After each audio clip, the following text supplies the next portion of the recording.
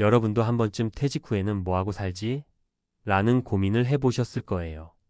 특히 안정적이라고들 하는 공무원이라면 연금이 있으니 걱정 없겠다라는 말은 수도 없이 들어봤을 겁니다.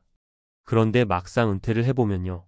생각처럼 여유롭지만은 않다는 게 현실이에요. 왜냐하면 사람마다 경제적 심리적 상황이 제각각이니까요. 그리고 사회적 지위가 사라지는 순간 이전에 누렸던 안정감이나 자존감이 휘청거리기 시작할 때가 있습니다. 그러다 보니 요즘에는 해외에서 새로운 삶을 모색하는 분들도 늘어나고 있어요. 그 중에서도 동남아시아, 특히 태국을 많이 찾는데요. 환율과 물가 때문이기도 하고 조금 더 저렴한 비용으로 풍족하게 생활할 수 있을 것이다 라는 로망이 작용하기도 합니다.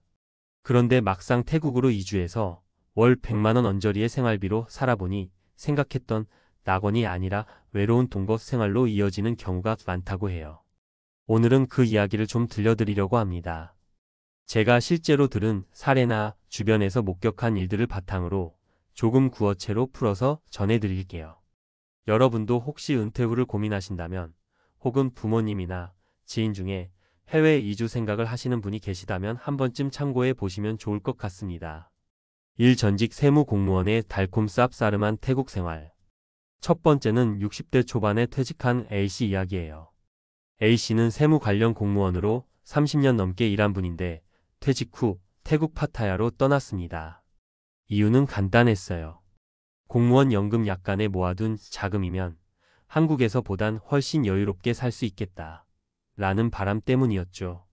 실제로도 파타야는 물가가 한국보다 저렴하고 외국인들이 많이 모여 있어서 언어가 조금 부족해도 적응하기 괜찮다고 하더군요. 그런데 A씨가 현지에서 한 1년 정도 살다 보니 현지 여성과 자연스럽게 친해졌대요. 동네 시장에서 장을 보다가 이런저런 도움을 받기도 하고 가끔 식사 자리를 갖다 보니 정이 들었다고 해요. 그런데 문제는 그분과 자주 만나고 같이 지내다 보니 어느새 동거가 시작된 거죠. 처음엔 그 여성분이 집세가 아까우니 합쳐서 쓰자라는 식으로 제안을 했답니다. 솔직히 말해서 한국에서라면 이런 제안이 낯설 수도 있는데 거기서는 종종 벌어지는 일이래요. 서로에게 윈윈이다 하라는 게 유죠. 여성이 집에 머물면 A씨는 현지어를 배울 수 있고 또 잡다한 생활 정보를 좀 더 쉽게 얻을 수 있으니까요.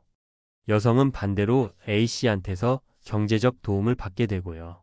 문제는 한두 달 같이 살아보니 A씨 입장에서 생활비 부담이 만만치 않더랍니다. 이전에는 월 8만 100만 원 정도면 충분할 것 같았는데 동거를 시작하면서 술자리나 외식 비용 그리고 여성분 개인 용돈까지 A씨가 커버해야 하는 상황이 된 거예요. 어차피 내 월급 연금이 들어오니까 괜찮겠지라고 생각했지만 막상 한 달 살고 보니 한국에서 월세나 관리비 내는 것과 별반 다르지 않은 수준까지 오르더랍니다. 게다가 외로움을 달래준다고는 하지만 자신이 생각했던 여유로운 자유인의 삶과는 좀 동떨어진 생활이 되고 말았다고 하네요. 그래도 A씨는 그래도 혼자 외롭게 사느니 누군가랑 대화도 하고 밥도 같이 먹는 게 낫지 않겠냐 라면서 버티고 있다고 하는데 본인이 기대했던 태국 로망과는 좀 거리가 있어 보였습니다. 이 50대 후반 조기 퇴직자의 행복 찾기 여정. 두 번째 사례는 50대 후반에 조기 퇴직한 B씨인데요. 이분은 병원 행정 쪽에서 근무하시다가 좀 빨리 퇴직금을 받고 나온 케이스예요. 한국에서 퇴직 후 재취업이 잘 안 되고 또 일하던 병원에서 스트레스를 상당히 많이 받았다고 해요. 그래서 차라리 동남아로 가서 작게나마 카페 같은 걸 운영하면서 살겠다라고 결심하셨죠. 그러면서 퇴직금을 모조리 들고 태국 치앙마이에 가셨습니다. 치앙마이는 외국인들이 워낙 많이 모이는 도시라 처음엔 꽤나 설렘 가득하게 출발하셨대요. 그런데 현지에 가서 알아보니 외국인이 사업을 하려면 여러 가지 서류와 절차가 복잡했답니다. 결국 카페를 바로 여는 건 포기하고 워킹홀리데이나 로컬 친구들이 소개해주는 일들을 조금씩 기웃거리게 됐죠. 그러다 보니 자주 함께 어울리는 태국 지인들이 생겼고 그중 한 여성분이 또 자연스럽게 B씨 집에 드나들면서 살림을 같이 하게 되었어요. 이것도 인연이다. 한번 같이 살아보자라고 결정했는데 처음엔 엄청 달콤했대요. 파트너가 있으니 언어적 장벽도 덜하고 갑작스러운 병원 방문 같은 것도 함께 해주니 심리적으로 안정이 됐다고 해요. 문제는 나중에 B씨가 본격적으로 카페 차리기를 시도했을 때 생겼습니다. 그 여성분이 우리가 결혼하면 내가 여기서 사업자를 낼 수 있으니 훨씬 수월할 거야 라고 제안한 거예요. 한국식으로 보면 결혼빨로 사업 편의를 얻는 그림이긴 한데 B씨는 그 과정에서 법률적 문제, 재산 분할 문제 등 복잡한 고민이 생겼습니다. 게다가 자신이 곧바로 결혼을 결정할 마음의 준비가 되어 있지 않았는데 여성분은 결혼 안 하면 나는 당신과 계속 살 이유가 없다며 부담을 줬다고 해요. 결국 B씨는 심각하게 고민 끝에 일단 여성분과 조금 거리를 두기로 했습니다. 그 과정에서 정서적 충돌이 생겼고 심지어는 은행 잔고까지 제대로 확인해가며 의심을 팠다 보니 이게 과연 내가 꿈꾸던 행복이 맞나? 라는 회의감이 들었다고 해요. 지금은 여성분이 집에서 나갔고 B씨 혼자 지내고 있다고 하네요. 그런데 막상 혼자 지내니 외롭고 그렇다고 쉽게 결혼하기에는 책임감이 두렵고 딱 진퇴양난 상황이 되어버렸습니다. 3자녀 유학 보낸 뒤 뒤따라간 C씨 가족 이야기. 마지막으로는 조금 다른 케이스인데 자녀를 태국 국제학교로 유학 보낸 뒤 따라간 C씨입니다. C씨는 50대 중반이고 공무원은 아니지만 지방자치단체에서 오랫동안 근무하시다가 비교적 퇴직금을 조금 많이 받았대요. 한국에서 아이 교육비에 지치는 것보다는 태국에서 국제학교 교육을 받게 하는 게 낫다고 판단한 거죠. 처음 1년 정도는 아이 학교 근처에 작은 집을 얻어 살았는데 이분은 다행히 아내와 함께 내려갔어요. 그래서 보통 이야기되는 현지 여성과의 동거와는 조금 다를 수 있죠. 문제는 부부가 태국 생활에 적응하는 동안 언어와 문화적 장벽이 심각했다고 해요. 아이는 국제학교 다니느라 영어를 쓸 일이 많지만 정작 부모님은 태국어도 낯설고 영어도 서툴러서 일상생활이 어렵더랍니다.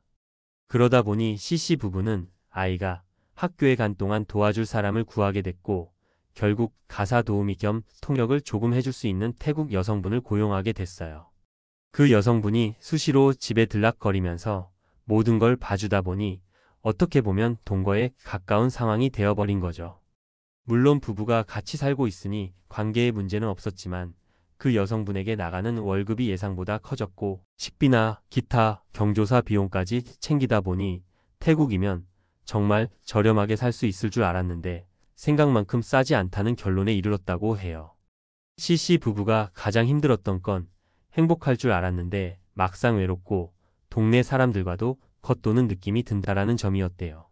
아이는 학교 친구들이 있어서 잘 지내는 것 같았지만 정작 본인들은 문화적 언어적 장벽 속에서 늘 새로운 갈등을 느껴야 했고 그럴 때마다 도우미 여성이 의사소통에 끼어들어 분쟁을 중재해주고 필요한 서류나 행정을 처리해주곤 했죠.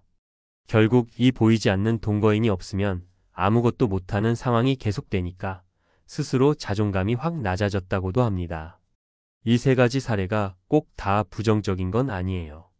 사실 태국에서 잘 정착하시는 분들도 당연히 계십니다.